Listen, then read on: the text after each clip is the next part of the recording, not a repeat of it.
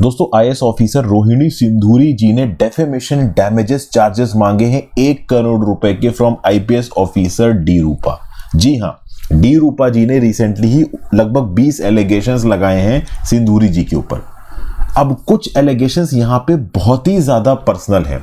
अगर आप देखो तो डी रूपा मौदगिल जी ने अपनी फेसबुक प्रोफाइल पे कुछ पर्सनल फोटोज पोस्ट कर दी हैं सिंधूरी जी की।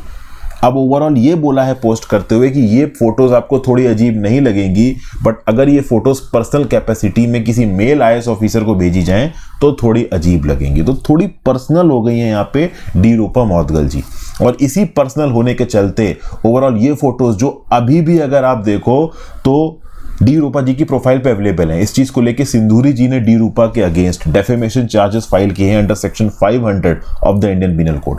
Section 500 of the Indian penal code के अंदर फाइन तो लगाया जा सकता है अगर किसी ने डेफेमेशन किया है और चार्जेस प्रूव हो जाते हैं, 2 साल तक की जेल की सजा भी हो सकती है।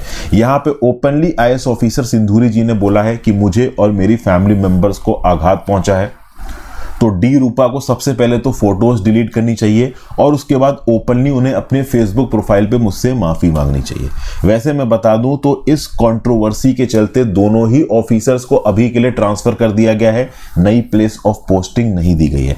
मैं आपको बता दूं दोस्तों, दोनों ही officer central civil services conduct rule 1964 के अंदर आते हैं। उनको राज्य की सरकार की बात माननी है और अपने आप में राज्य की सरकार इस रवैये से खुश नहीं है, क्योंकि 2 सीनियर पब्लिक सर्वेंट्स जिनको लोगों की सेवा करनी है वो आपस में पर्सनल ग्रजेस को लेकर लड़ते हुए नजर आए हैं। इनफैक्ट यहाँ पे ये जो डी रूपा जी का फेसबुक पे इस तरीके की फोटोज को अपलोड करना ये कहीं ना कहीं पर्सनल ही है।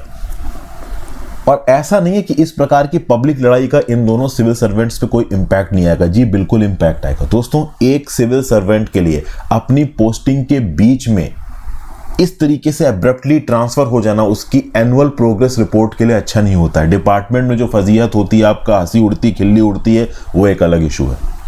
और सबसे खास बात दोस्तों यहाँ पे ये है कि अगर आप central civil services classification control and appeal rules 1965 को पढ़ोगे तो अगर आपके अगेंस्ट कोई अपील फाइल हुई है या फिर कोई कोर्ट में केस फाइल हुआ है तो आपको अपने डिपार्टमेंट को इंटीमेट करना है, या फिर अगर आप किसी और के ऊपर कोई केस फाइल कर रहे हो तो भी आपको डिपार्टमेंट में इंटीमेट करना है। तो अगर सिंधूरी जी यहाँ पे डी रूपा जी के अगेंस्ट केस इनिशिएट कर रही हैं तो इन्हें अपने डिपार्टमेंट में बताना है, और डी रूपा जी के अगेंस्ट अगर कोर्ट में कोई केस फाइल हुआ है तो उन्हें भी डिपार्टमेंट में बताना है।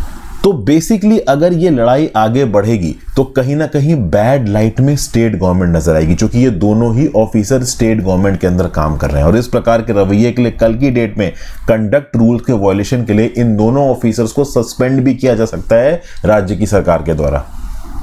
क्योंकि आप सिविल कैपेसिटी में काम कर रहे हो, आप एक पब्लिक सर्वेंट हो, आप कोई बिजनेस एंटरप्राइज नहीं हो कि आपके अगेंस्ट किसी ने कुछ और बोल दिया तो आपको करोड़ों रुपए का नुकसान हो गया। फर्स्ट ऑफ ऑल तो कोई आप कह लो पर्सनल स्टेटमेंट आना नहीं चाहिए। अगर कोई किसी दूसरे के ऊपर इल्जाम लगा रहा है तो वो इल्जाम पब्लिक ड्यूटी से रिलेटेड हो सकता है। जैसे कि डी रूपा जी ने जो एलिगेशन लगाए हैं सिंधूरी जी के ऊपर, उसमें ये बोला है कि कोविड के गैस सिलेंडर्स ना होने की वजह से कुछ लोगों की मौत हो गई थी। तो इस प्रकार के इल्जाम समझ में आते हैं कि आप एक सिविल सर्वेंट की ड्यूटी में कमी ढूंढ रहे हो, लेकिन इस प्रकार की फोटोज को अपलोड करके कहीं ना कहीं आप एक पर्सनल ग्रज दिखा रहे हो। तो एक सिविल सर्वेंट का दूसरे सिविल सर्वेंट पे पर्सनल कैपेसिटी में कमेंट करना अपने आप में unbecoming of a civil servant वाली बात हो जाती है। अब राज्य की सरकार आने वाले समय में क्या एक्शन लेती है, अभी के लिए तो ट्रांसफर हुआ है। ये लड़ाई अगर ओपन में चलती रही तो नो डाउट इनका सस्पेंशन भी होगा। रही बात 1 करोड़ के जो डेफेमेशन चार्जेस यहाँ पे सिंधूरी जी ने फाइल किए हैं डी रूपा के अगेंस्ट, तो डी रूपा से ये बोला है कि आप फेसबुक पेज पे मुझसे माफी मांगिए, पोस्ट को डिलीट करिए। अभी तक तो पोस्ट लाइव है, डिलीट हुआ नहीं है, आगे डिलीट होगा कि नहीं होगा नॉट श्योर। तो section 500 of the Indian penal code याद रखिएगा। और दोस्तों, अपने आप में ये टॉपिक ना यूपीएससी में इंटरव्यू के डिस्कशन के रिस्पेक्ट से इंपॉर्टेंट हो जाता है। कल की डेट में अगर इंटरव्यू होता है तो इंटरव्यू में इस प्रकार के क्वेश्चंस आपके सामने आ सकते हैं कि एज अ सिविल सर्वेंट आपके अगेंस्ट ये हो जाता है या वो हो जाता है तो आप क्या करोगे। तो there is very much a chance कि ओवरऑल किसी इंटरव्यू के पैनल के सामने आपसे इस प्रकार का कोई क्वेश्चन पूछ दिया जाए, तो इस प्रकार की न्यूज़ को थोड़ा ढंग से पेरूज कर लेना लीगल पर्सपेक्टिव से थोड़ा ठीक ही होता है। तो इसलिए मैंने आपको एक बार आपके साथ ये न्यूज़ डिस्कस कर ली।